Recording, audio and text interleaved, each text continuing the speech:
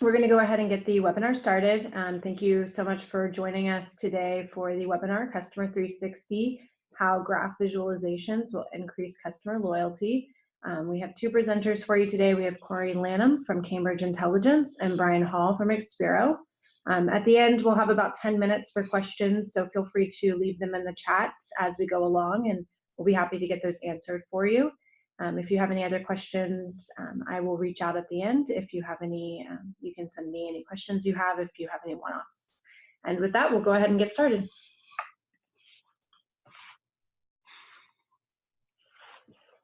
Okay, hello everybody. My name is Brian Hall. I'm with Expero. I run our graph practice, and co-presenting with me today is Corey Lanham from Cambridge Intelligence. Corey? Hello, I'm Corey Lanham. I am the Commercial Director at Cambridge Intelligence. I'll be talking a bit more about the graph theory and graph visualization. Our product Keylines is used in some of the examples that we'll be showing today. Okay.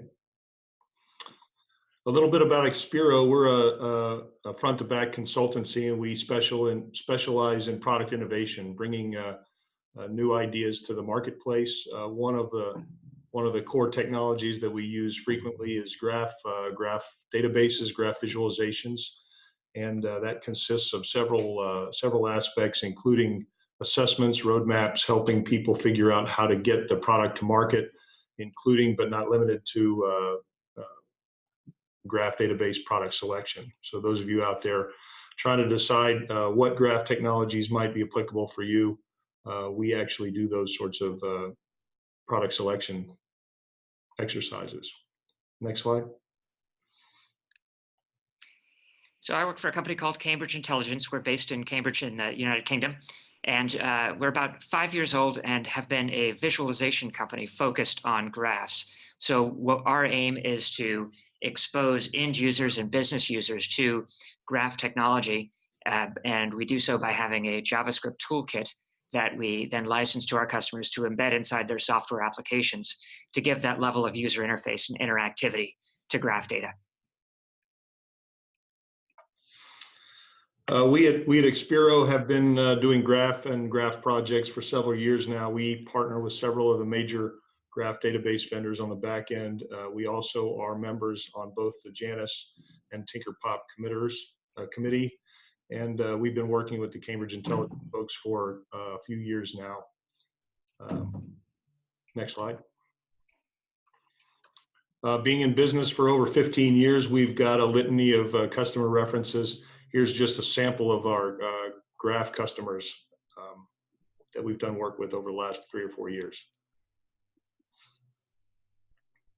So let's dig into the problem at hand, Customer 360. Next slide, Corey. What exactly do we mean?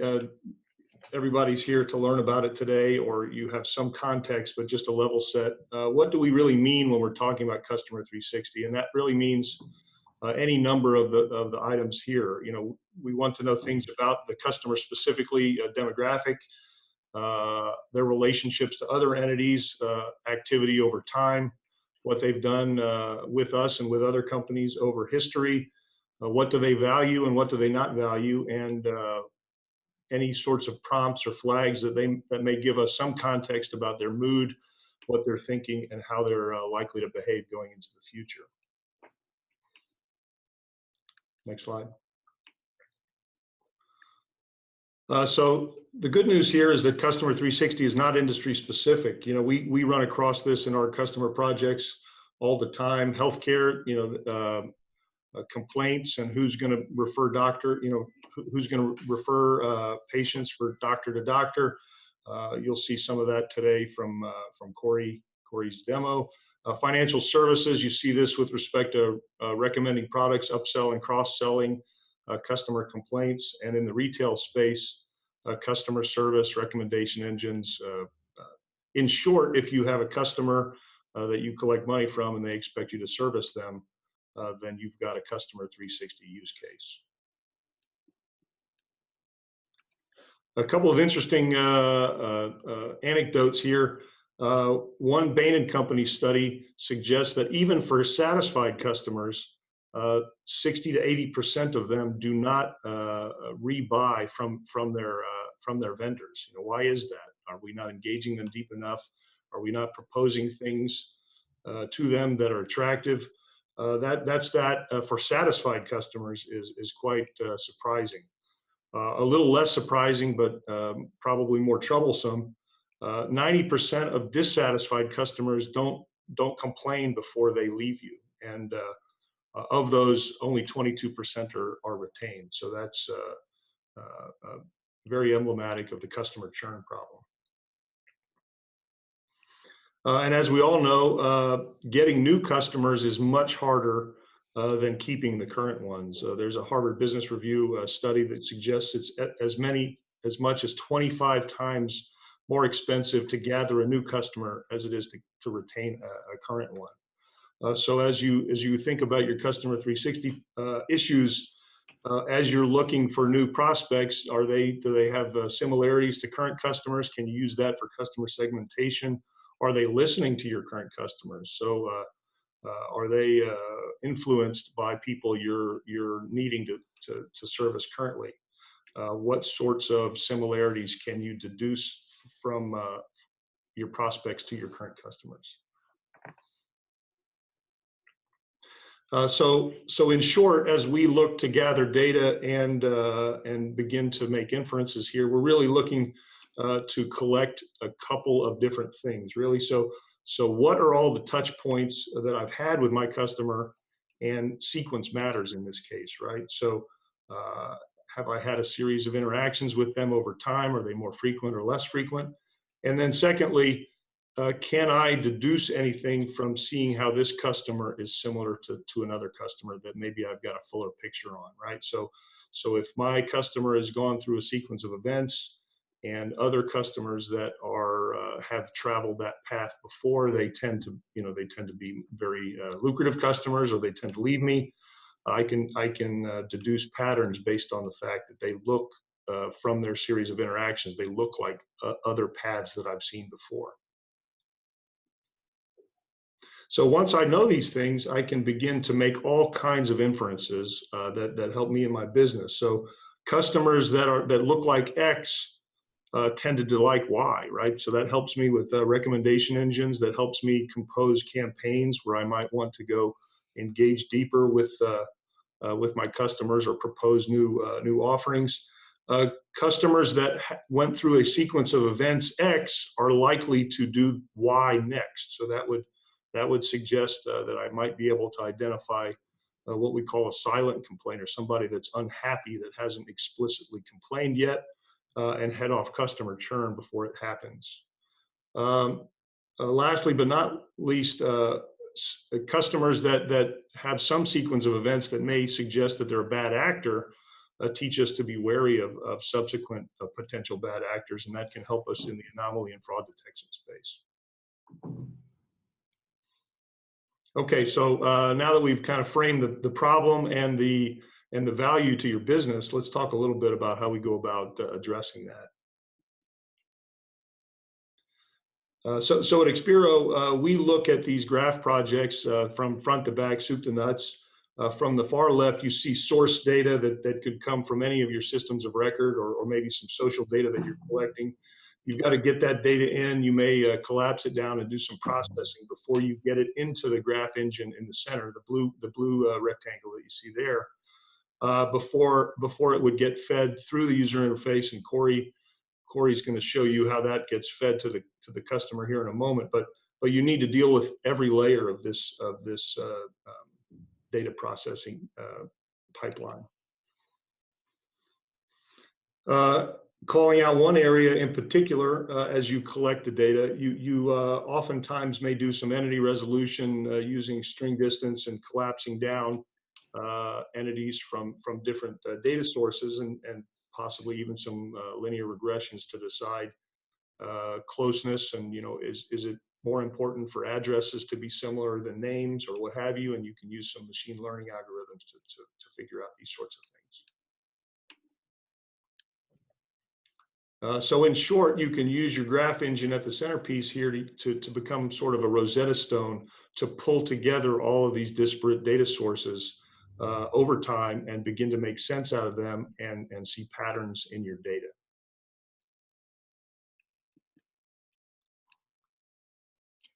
Okay, so, Okay, so go oh, ahead. Go ahead, Corey. Sorry. uh, what we're going to talk about in my section here is graph visualization and how that can be useful for identifying the relationships inside any customer activity data set. But I think it is helpful to take a step back and just review what a graph is and how it can be useful. So a graph is really just a model of the data that you collect every day. It's comprised of nodes and links. The nodes are objects, data elements such as your customers, for example, or the products that you're selling. And then the links are the relationships between those. So an order, for example, would be a relationship between a customer and a product for when they ordered that product. And each one of those can have properties. So the customer has properties like their demographic, their location, and things like that. The product has the properties associated with its price, other things like that. And then the relationship can also itself have its own properties. So for example, the order has a date and time when that order took place. It has a value or a dollar amount for the amount that was in the order itself, the amount that the customer may have paid for that product, for example. And graphs become really helpful when you care as much about those relationships and the interdependencies between those relationships as you do the actual data elements themselves. So not just looking at this specific customer or this subset of customers ordered these products, but when did those happen? What other customers had similar product orders? Or which other products had similar sorts of customers ordering from them? And the graph really helps identify those types of relationships very quickly and easily. So that explains why graphs are useful, but I think it's also helpful to go through very briefly why graph visualization itself is useful, because there may be cases where it helps to store the data in a graph model, but you don't necessarily need to understand visually how all of those things are connected to one another. So an example I like to use here is recommendation engines. In fact, Brian talked about that earlier. In many cases with recommendation engines, you want to provide your customer with, say, a list of other products that they might be interested in because their behavior is similar to similar customers and the products that they have bought. That can be very valuable for both you in selling more products and for the customer because they get access to things that they may not have known they wanted otherwise. But they don't need to see a visualization on how you got there or why they were recommended this particular product. They would just want to see what it is that they might be interested in. But in many cases, you are interested in showing those relationships visually. And it's really hard to think about a graph model that is comprised of nodes and links without at least mentally picturing those nodes as objects on a screen or a piece of paper and the links as lines drawn between them. So in this example animation that I have here on the right, we're showing, in this case, a set of individuals within an organization and how they're communicating between them. And the links are showing us those patterns of communication. And it's a very powerful way of understanding those types of patterns that you wouldn't otherwise see when stored in a tabular or any other type of typical business intelligence type application. So why might we want to use graphs? Well, it is intuitive. It really helps business users understand what they want to find in the data without having to have a degree in data science or understand how to query your data source or really need to know the data model for how it's stored. It's also very fast. You can make those intuitive observations quite easily compared to having to re-query a data source with different hypotheses and projects and things like that. It's also very flexible in that you can assign different graph models to different visualization models, depending on which pieces of information and which properties are important to you or to your users to help uncover those types of things. And it is insightful. You learn very interesting things very quickly in the data that you wouldn't otherwise see when you're working with data in other formats. But it is a matter of drilling down and looking at the data elements themselves. That's when graph visualization becomes useful. If you're not necessarily interested in, for example, what this particular customer did, or what this particular product is, how it's being, say, deployed throughout your organization, then graph visualization may not be the best way of approaching your large data sources. It may be better to look at charts and bar charts and pie charts and the more standard ways of modeling data because you're looking at data in the aggregate as opposed to in the individual cases. So we have a product called Keylines that I'll be showing you today. It is a JavaScript toolkit that enables you to embed a level of graph visualization into your web application. It's designed to be bound to any data source that has any sort of graph capability into it. Many times that is a graph database itself. So Brian talked a little bit about how they work with a number of different graph databases. And it's a natural fit to want to take data that you're already thinking of in terms of nodes and links and represent that in a visualization. But it's not necessarily a requirement. So many of our customers have a standard relational model with rows and columns and want to bind that to a visualization which represents that data as nodes and links. And you can see some of the examples here on the right. Our product itself is called Keylines. It's designed to be deployed across any browser and very quickly slotted into any web application, which has a requirement for end users to be able to visualize and analyze those data sources. It's a very quick and easy deployment that's designed to be able to bring those types of applications to the market and in front of those users much more quickly. And the customization piece is important too, because this allows you to bind or model visual properties of your graph to properties of the underlying data source. And that can be different depending on the type of data that you're working with. So for example, Brian talked about healthcare data. That's the example we're going to show you today, where we're looking at doctors and patients and the relationships between them and appointments and referral patterns and things like that. And I may have a very different set of properties which are relevant to show versus if I'm looking at a manufacturing scenario or a cybersecurity scenario, for example. So in this example, we took some healthcare data, we anonymized it, and we're looking at appointments for patients and doctors. Patients are seeing doctors via appointments, and then also referral patterns between doctors. So if the doctor thinks that somebody else is better suited to address whatever it is that I need addressed from a healthcare perspective, then they would refer me to somebody else. We have access to that data. And then facility data too. So many of these doctors work as part of a group or are employed by a hospital, for example, and it can be useful also to look at how those patterns arise in the facilities as well as the individual doctors. And what we're aiming to do is to really understand that customer feedback. So if we are a healthcare organization, for example, we want to understand why and when and under what circumstances our customers, who are our patients, are complaining, for example. We may want to understand and make sure that our doctors are doing referrals in network so that when the patient sees another doctor, for example, they're seeing somebody in our group. We may want to understand, for example, relationships between different doctors and facilities so that patients are being kept within the same facility when they're being referred or have additional appointments and things like that. We also want to understand those complaint patterns, because if somebody is say a serial complainer, then we might take their complaints as less of a mark on the doctor than somebody who has been seeing a doctor for decades and has a single complaint. That may be something worthy of further investigation. So we're going to use a number of different techniques in the graph visualization to help bring those patterns out and really understand them in a bit more detail here. So what I'm going to do is I'm going to leave the slides. And I'm going to bring up an example here. And this is a very common scenario when working with graph visualization. The temptation is to just take all of your data from your data source and dump it into a visualization. And oftentimes the result, if you don't really do much else in terms of helping narrow down the scope of what you're looking at, can be a little bit overwhelming. So this is all of our patient data, all of our appointment data, and the doctors and the facilities all in one view.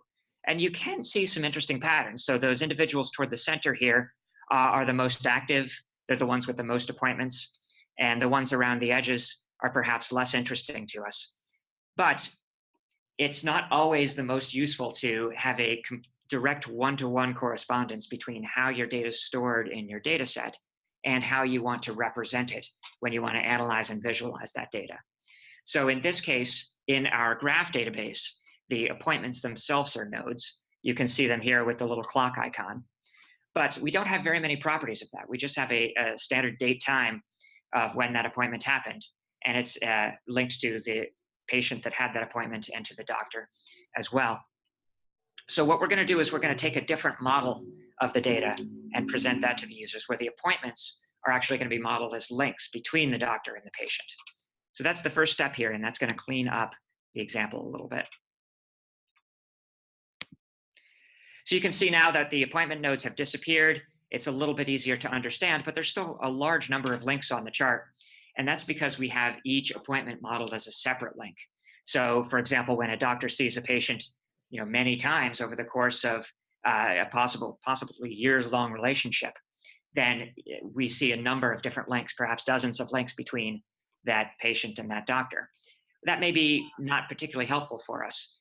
We want to understand more directly what is the relationship between this patient and this doctor, not each individual instance in which they were seen. So what I'm going to do here is I'm going to merge the links so that the relationship is represented by a single link, even if it represents multiple appointments.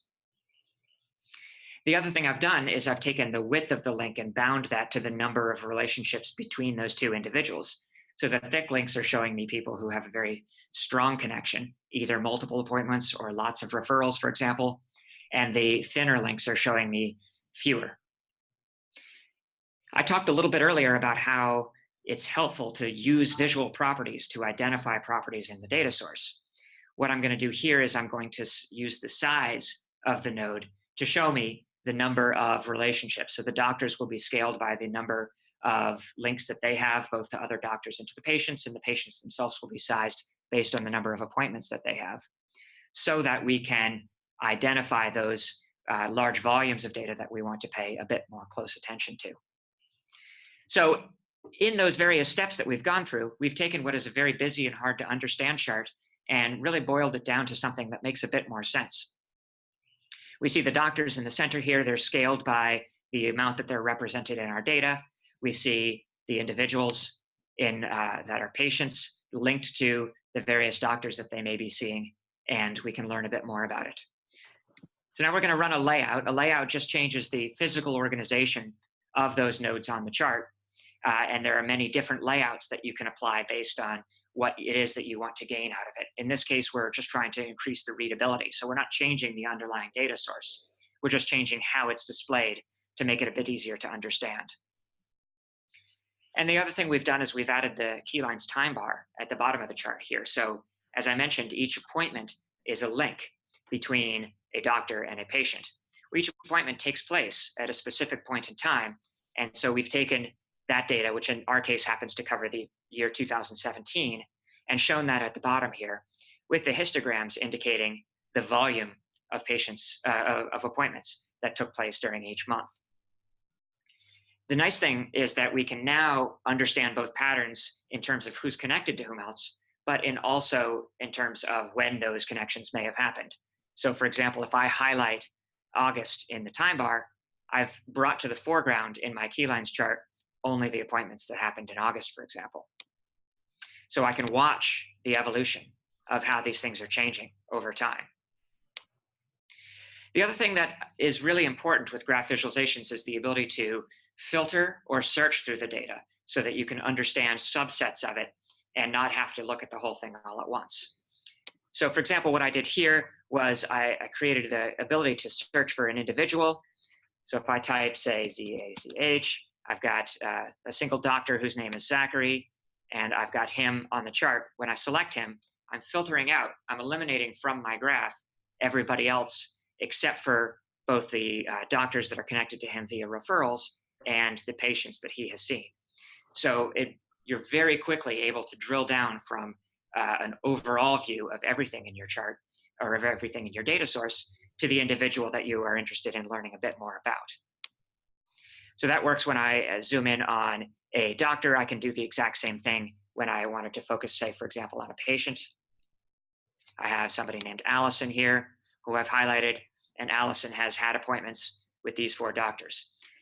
I talked about various properties of the nodes and the links. So in this instance, what I've chosen to do is to show you those properties over there in a pane outside of the graph visualization.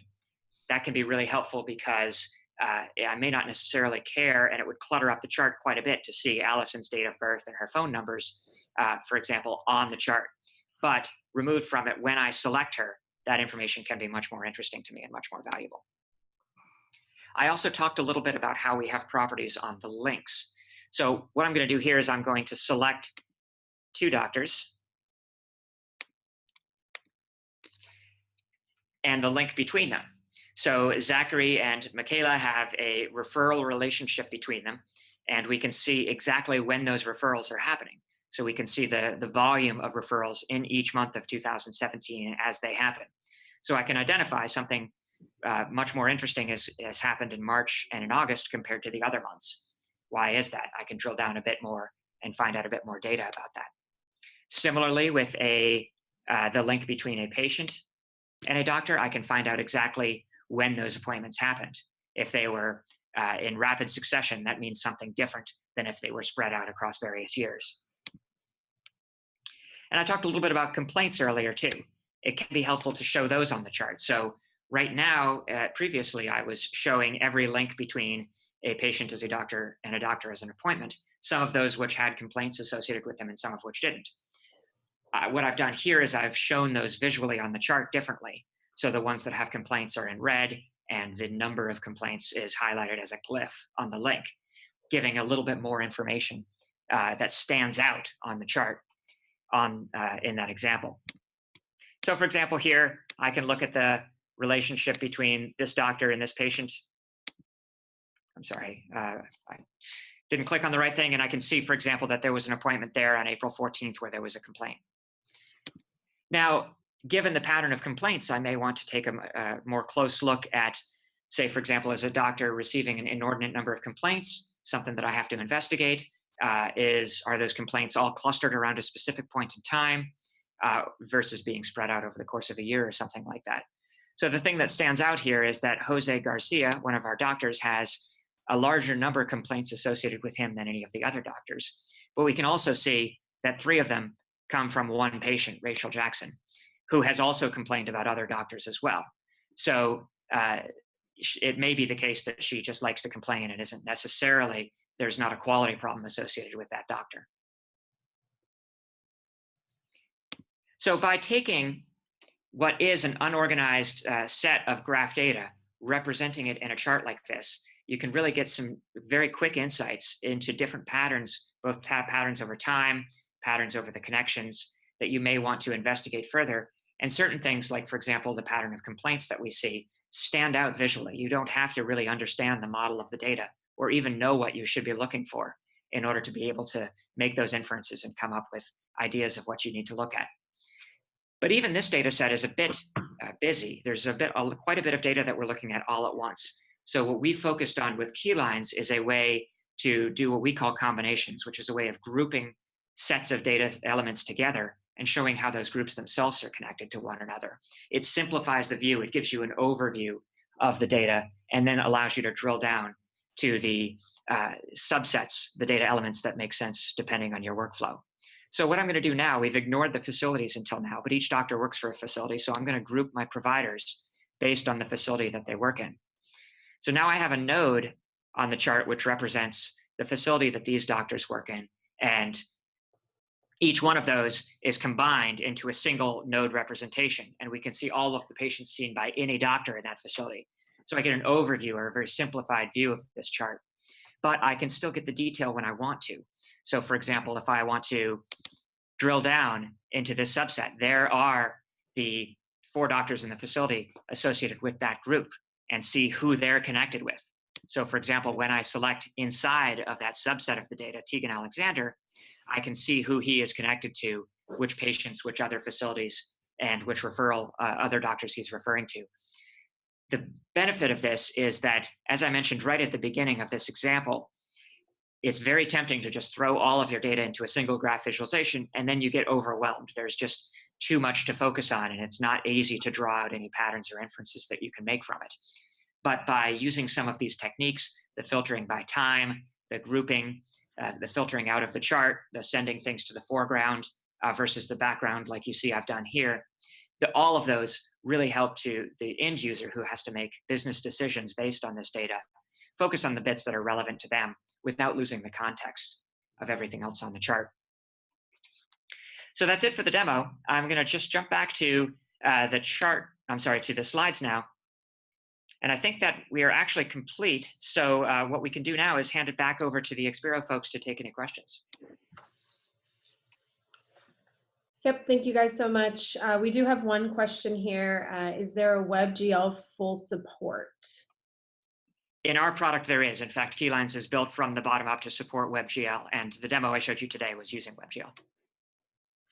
Perfect. And then we have another question. Do you need a graph database for this?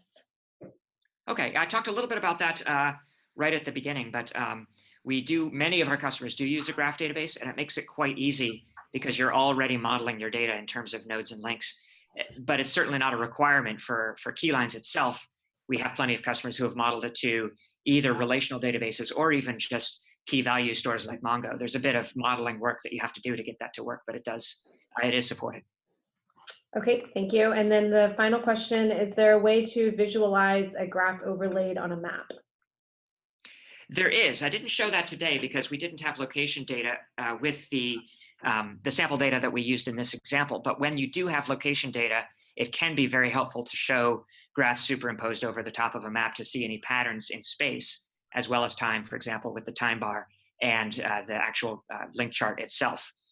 This can be very helpful if you have data that lends itself very well to being organized over the top of a map, but you do lose layout flexibility. So I talked a little bit about layouts and how physically organizing where things are on the screen without changing the underlying data can be really helpful to expose different patterns in it. When everything's put on a map, you don't have that flexibility anymore because they have to sit on the map where they belong. And as a result, you can get a little bit of clutter and it makes it a little bit more difficult to understand. But in many cases, it is useful.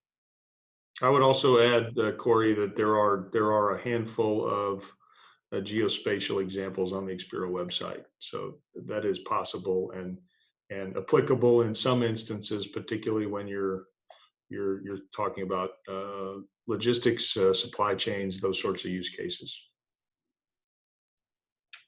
And do you provide out-of-the-box clustering features?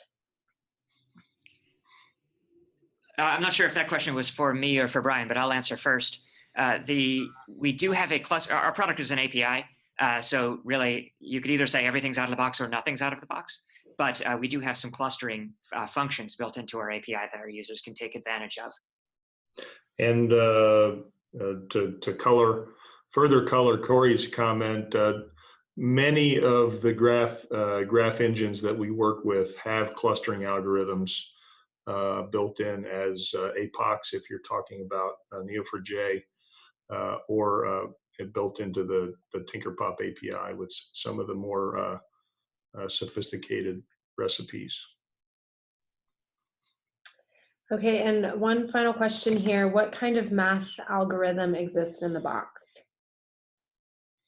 Okay, so we have a number of different algorithms in Keylines for doing different types of graph analytics. And much of that depends on the type of data that you're working with and what you're aiming to uncover from it. So we have things like PageRank, which shows you what the most highly connected or well-connected nodes are in the chart, or something like betweenness, which will help identify which nodes are acting as conduits, which ones are holding the whole graph together, where if you deleted them, then the graph would be split into various pieces. And so there's about maybe 10 or so of those types of algorithms that we support natively in Keylines. But because it's an API, there's no limit to, if you have a different algorithm that we don't natively support, you could implement it directly on our API. Again, to color that question, we end up doing a lot of back-end analytics in order to pre-compute some of those sorts of things using Spark batch jobs, if you will, or again, APOCs if you're in the Neo world.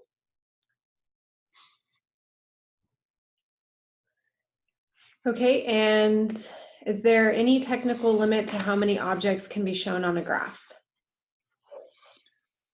There definitely is a technical limit, but I've found that you hit the limit of what's really usable or makes sense well before you hit any sort of technical limit. So I've personally created graphs with tens of thousands of nodes, all visible at the same time, but you run out of pixels on the screen well before that point. So really, I think the value comes from when you start to boil down a large data set. You can do some pre-processing on the back end, such that Brian's talking about. And then even once you do get into the graph, if it's more than a few thousand nodes, then you want to have a lot of capability on how to run those filtering, the clustering, the grouping, and things like that to get it to a size that actually makes it usable. And we also at Expero have a fair amount of user research that suggests that the human limits of what people can process visually is hit way before you would hit technical limits about what you can present in the screen. There's a human factors notion of dominant dimensions where you might want to scan through a large data set before you actually presented the details on demand. Okay, and do you have capabilities to get visual properties such as graph density? Again, I'm not sure if that question was for me, but I'll go first. We do have, I talked a little bit about how the visual properties themselves can be bound to properties of the data source.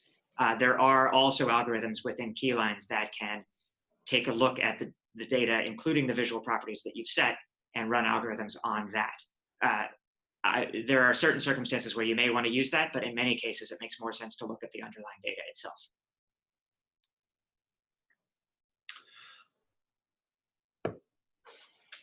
Okay, and we do have one final question here, and then I will go ahead and put my contact information in the chat right here so that if you want a copy of the webinar recording, I'm happy to send that. Also, if you have any additional questions, we can get those answered for you via email.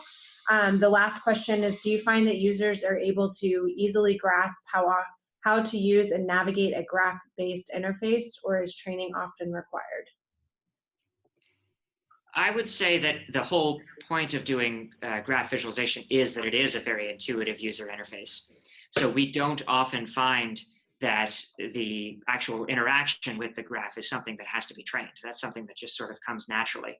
People draw on whiteboards nodes and links and relationships between them all the time. However, if you do add in some sophisticated analytics, such as some of the graph algorithms that I talked about a bit earlier, then yes, you would want to explain to the business users what those mean, how they're calculated, and what you would do with that information. So as it gets more complex, training becomes more important. Yeah, and I would, to further color that, in the projects that we undertake, in very few, if any, cases are you singularly navigating through a graph and a node chart. Usually complex applications would have a mixture of, imagine a recommendation engine where the recommendations might spit out in a tabular form. I'd, recommend you buy this book and this CD and what have you. So that might come out as a table, juxtaposed perhaps under some circumstances next to a node chart, right? So as you get multiple visualization types and how they might interact with each other, that tends to mean that some training may be required. Great. Well, thank you all so much for joining the webinar today. Like I said, I will be sending out an email once we have the recording finished with a copy of it. If you want to reach out for any questions, please feel free to contact us on any of the emails provided here on this last slide. And also, I left my contact information in the chat. Thank you again, and have a great rest of your day.